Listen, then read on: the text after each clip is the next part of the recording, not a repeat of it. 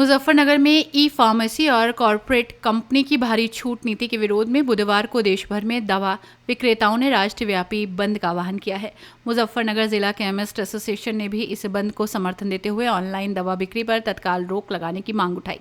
जिले के कई दवा बाजारों में बंद का असर देखने को मिला और दवा व्यापारियों ने विरोध दर्ज कराया। केमिस्ट एसोसिएशन के पदाधिकारियों ने आरोप लगाया कि कई ऑनलाइन फार्मेसी प्लेटफॉर्म बिना पर्याप्त सत्यापन के दवाओं की बिक्री कर रहे हैं, जिससे आम लोगों के स्वास्थ्य पर गंभीर खतरा पैदा हो रहा है। उनका कहना है कि बिना डॉक्टर की वैध सलाह के दवाओं की आसान उपलब्धता भविष्य में बड़ी स्वास्थ्य समस्या को जन्म दे सकती है। All India Organisation of Chemist and Druggist के अनुसार देश भर के करीब 12,40,000 से अधिक दवा विक्रेता इस आंदोलन में शामिल हुए हैं।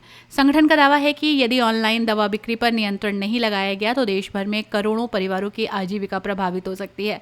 संगठन ने आरोप लगाया कि ई फार्मेसी कंपनियां एंटीबायोटिक और कुछ नियंत्रित दवाओं की अनियमित बिक्री कर रही हैं, जिससे एंटी माइक्रोबियल रेसिस्टेंस जैसी गंभीर समस्या तेजी से बढ़ने का खतरा है। मुजफ्फरनगर जिला केमिस्ट एसोसिएशन के जिला मंत्री अक्षय मित्तल ने कहा कि बड़े कॉरपोरेट घराने वाले भारी डिस्काउंट देकर छोटे दवा व्यापारियों के अस्तित्व पर खतरा खड़ा कर रहे हैं।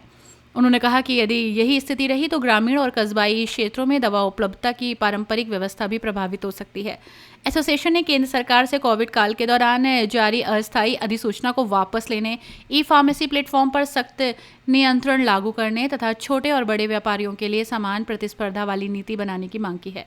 दवा व्यापारियों ने चेतावनी दी है कि यदि उनकी मांगों पर जल्द सकारात्मक निर्णय नहीं हुआ तो आगे आंदोलन किया जाएगा। अक्षय मित्तल, केमिस्ट एसोसिएशन जिला महामंत्री, और मेरे साथ मेरे जिला अध्यक्ष श्री कमलजीत सिंह जी हैं, हमारे चेयरमैन श्री विजेंद्र शर्मा जी हैं, और हमारे आज AIOCD अखिल भारतीय संस्था ने आज का बंद का आह्वान रखा हुआ है। दवा विक्रेताओं का ऑल इंडिया आज बंद का आह्वान है। आज सभी लोगों ने AIOCD के आह्वान पर अपने अपने सभी प्रतिष्ठान बंद किए हैं। हमारा ये प्रतिष्ठान बंद करने का और विरोध करने का कारण ऑनलाइन दवा बिक्री है। लाइन बिक्री से ना तो मरीज को फायदा हो रहा है, क्योंकि दवा एक सामान्य वस्तु नहीं है। दवा बेचने का एक प्रोसेस होता है। दवा बेचने के लिए एक फार्मासिस्ट की आवश्यकता होती है, जो डॉक्टर के प्रिस्क्रिप्शन को देखता है और फिर सही दवाई देता है। ऑनलाइन